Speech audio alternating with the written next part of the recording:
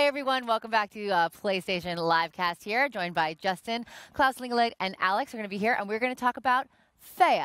Were you saying this right? You are, yeah. Woo! Kinda. Fe. Yeah, I was trying to be nice here. But We were talking about this before. Yeah. Like some people have heard Fee, some people say I was like, no, it's Fe. Yeah. It's got to be Fe, right? Well, we're both wrong. Well, it's Swedish. It's not do easy. you want to say the way you say it? Fe. Fe. Yeah, that was really good. Yeah. Really good. Ah, All very right, good. I'm getting the hang of it. Yeah. So tell us a little bit about how this game came to be. How it came to be? Well, it's a very old project that we had the studio for a long time. It's called Zoink. We're in Sweden, and me and Andreas was talking about the game like 5 years ago that he really wanted to do something that was relaxing to play. And I always wanted to do a 3D game, a full 3D game again. We haven't done that for a while. And I thought, if we're going to do it, we're going to find a style that we can work with, that's really amazing, that looks interesting. And so we started prototyping all these different things. And just one thing led to another. And we worked on it a little bit here, a little bit there, and it sort of moved forward. And then one day we pitched it to EA, and everything went really well. Yeah.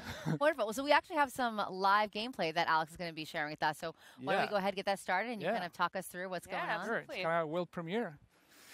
Yeah, let's see if it starts up. Okay. Turn the controller on there. That's a good start. Yeah, it takes Okay, so yeah, There it before, is. it's gonna take a minute to load up here. So, Yeah. Justin, what were your first thoughts about seeing it? Well, this was announced during E3, right? That's true. Yeah, at EA Play, I think. Yeah. Yeah, and this was one of the big highlights that people took out of that. There were so many big things that happened there, and one of the things I saw people talking the most about coming out of it was Fe. Yeah. I think I got it. What was your reaction to that? What did that feel like to be up with all these titans on the stage there, and for your game to be what people took away from it? Well, I mean, it's also the thing was I got to know about that I had to go up on stage like 3 weeks before or something like that. It's like, you should go up and do that. And it's like, wow, really? Yeah, I mean, here's the game. And I just want to point out that the game, like, this is actually kind of how the game starts in the final version too. It's really about, the game is really about exploration. It's very important to us that it's just dive into this world that you don't really know what it is. You don't really know who you are actually. And you just sort of wake up there and this is the character called Fe. Yeah. Now I decided to follow this little deer here. Yeah. Now, what kind of character is it? Because I've heard different things. A little woodland creature. Yeah, I'm going to explain it because basically Fe actually means fairy in Swedish. Huh. And I thought I wanted to pick something that just felt really sort of Nordic and weird and then, mystical. There's been a lot of discussion about that. Like, is it iron? What does it mean? But Yeah. It is a character, and it is this little character that, just stop a little bit there. Oh, yeah. I'm going to show you. But basically, the character uses this song in the game, which is really amazing. That you can, with the analog trigger, you actually control the way you're singing in the game. Ah. Yeah. So really, if you just touch the controller a little bit, it's cute like this. I love it. Yeah. You do it all the way. Cute. Yeah. Did people in your office keep just doing that? You're still like, ah. Yeah. We have actual voice actors coming in, and there's like weird sounds in the music studio. Every day for a while, was like people screaming and screeching and howling. That is the There's not a lot little howl. there's not a lot of dialogue in it, but you communicate with the environment through all these different cries. Yeah, and you can see while Alexander here is talking to the environment, you can see how it sort of reacts. So, like every plant that you see will actually sort of move and react to this. And it becomes almost like a little musical instrument in a way. And you can actually talk to any kind of animal you find in the world and communicate with them through this kind of weird song. Is that kind of the core gameplay mechanic? Is going that is the core. Befriending these yes, animals? Definitely. Yeah, it's about going out there and using songs as a sort of like a language to the nature, basically, a simplified language. You can see here there's this really strange flower here, who's a little bit more intelligent than the other ones, as it's looking at you. And if we try to talk to this, you sort of connect to it. And if you find the right tune with it, sort of harmonize with it, There you go. sort of, you open it up like this. People help you out. I love the sound design. Joel, who's working on this, is like, He's amazing. he's amazing. And He does all the sounds and all the music. And yeah, and he's bringing out these amazing musicians who are doing all the live recording in our studio. So we hear like violins and everything in the office. It's super nice. Yeah. So the flower here opened up these little platforms so we can move forward. So it's about connecting to the environment and seeing how it actually helps you forward, figuring out how this sort of like mini ecosystem is working. So there's like mini puzzles within the game to get you to the next portion. Kind of, yeah, but it's very open also. But you can see here, if you talk to this flower, this one doesn't really react positively. So and we don't want to handheld people too much. We really want people to go out there and find their own ways to find out how does this actually work. So yeah, there's not a lot of on-screen prompts or tutorials to go through. It's kind of just like put you in the world, let you discover where it's going. Yeah, we've really been trying to work hard with like figuring a natural way to teach people how to do it without throwing up, do this, do that. It has to feel really organic. And I found the deer. You found the deer. So before. of course, if you ever petted a dog or something like that, if you had to go out to a dog you don't know, you use really calm sounds. If you scream at it like this, of course, it'll run away. That was a bad. So this is a way to use the musical or the song system where if you use like really soft sounds, let's see if you can get it back now. Try to be really calm with the sounds.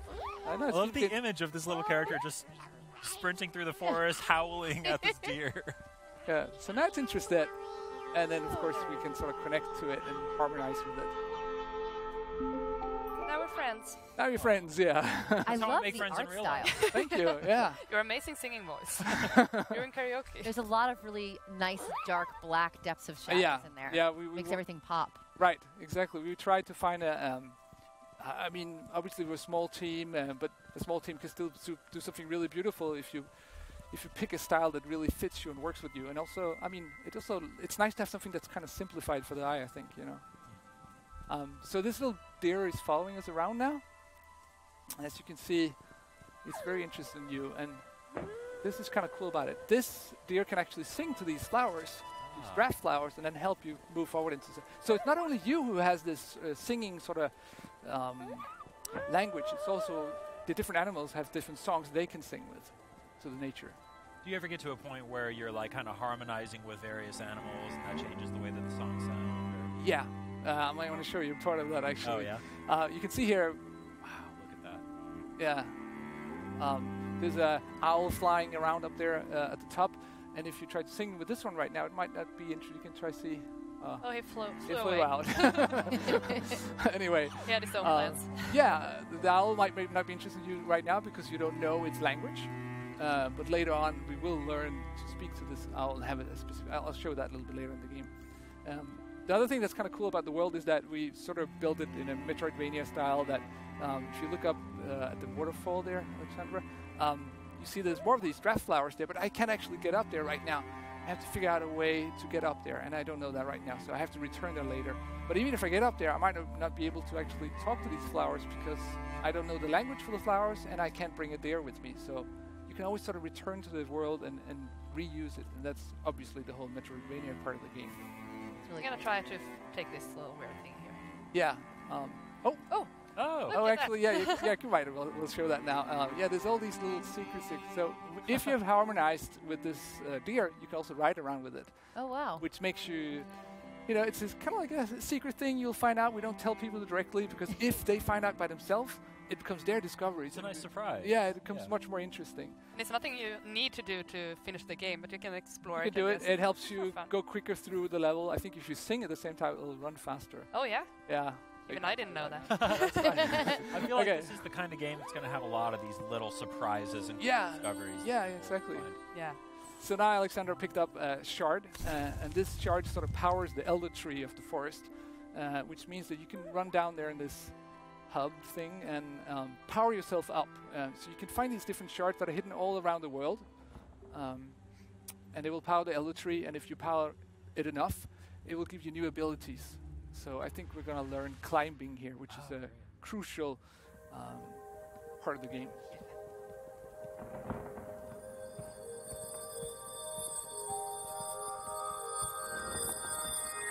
Wow.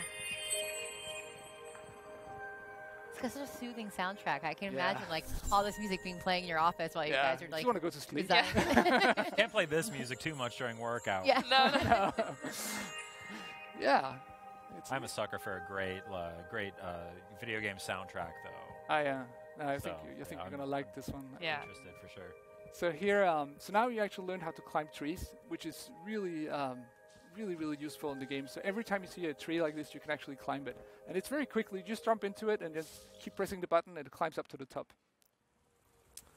So this now means that I can actually climb any kind of tree, get anywhere, and it opens up the whole world once more. Now, I'm seeing some of these other little rocks around here that have other icons that are not lit up yet. Yeah. So those are other abilities that you have to go out and find and then come back to this portal, basically? Exactly, yeah. And this one is actually not necessary to finish the game. This is some extra ones you can add to the game to be able to open up more of the secrets areas in the world. Because the whole world is really connected in one giant map, and you can always return or go around as you want. We don't force anybody to do it. We want them to actually discover their own way and the way they want it. Like, you can go around and play around with the little lizards and try to sing with them if you want to, but you could also, go straight through and try to follow the story itself. But it's up to you, basically. How many hours of gameplay are we looking at? If you just run right through it, it's probably like 5-6 hours, something like that. But if you go out and pick up all the shards, talk to all the different animals, learn all the things there is to learn, then here she's connecting to these little lizards. They're super cute. Yeah, they're cutest in the Aww. Yeah, I was going to say you made the Metroidvania comparison. Is this the kind of game where you're going to have a completion percentage at the end of the game, or are you going to have different things that happen if you beat the game in a certain number of hours, or is it kind of a more singular experience? More singular experience, I would say, but and I don't want to dwell too much into it because there's a couple of secrets in there, but yeah, and it's very open like that. You can play it in a couple of different ways. Yeah. I think we're gonna. So we're gonna skip forward now. Okay. To a much harder part. So good luck. I'm getting nervous. If anybody on this stage can do this, it's probably. That's okay. If you mess up, they just know it's live. Yeah. Exactly. So this is a lot further into the game, and like I said before, we're jumping forward now, but it's usually a fluid experience where you just walk through the world and you arrive at this giant deer. And the antagonists now, called the Silent Ones, we haven't seen much of them here in this demo, but they have captured this giant deer. And one thing you've learned now is, of course, tree climbing, but we have also learned how to sort of glide like this. Oh, cool. And the combination of those two are super nice. Climbing a tree and then gliding from one tree to another. You feel like a little tiny squirrel jumping around. Yeah. Super nice. We have also learned now a new language, which is the bird language. Oh. So Fe can actually imitate a little bird. It's really cute. And this one opens up these flower pots that has these kind of like a bomb in it. Bomb Classic seeds. flower. Bomb seeds. So we're going to try to open up this construction here.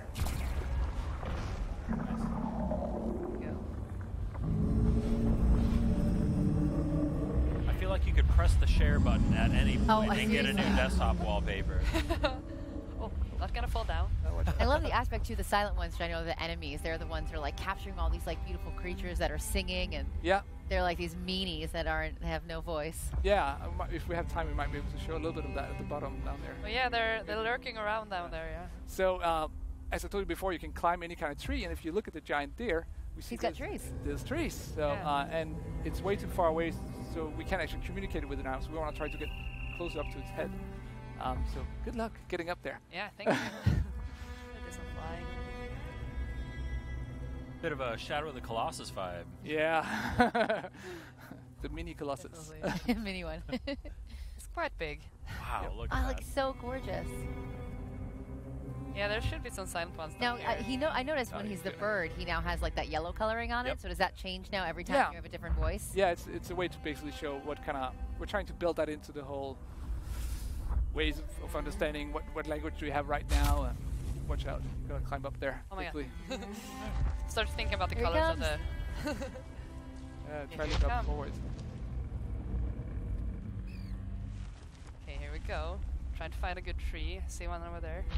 And I love. Oh, there's a tree. Line it up. Joel, our musicians, worked a lot with also the music of. You'll probably notice as you climb higher and higher, the music intensifies and changes depending on where you are. It's been put a lot of detail into that. Yeah.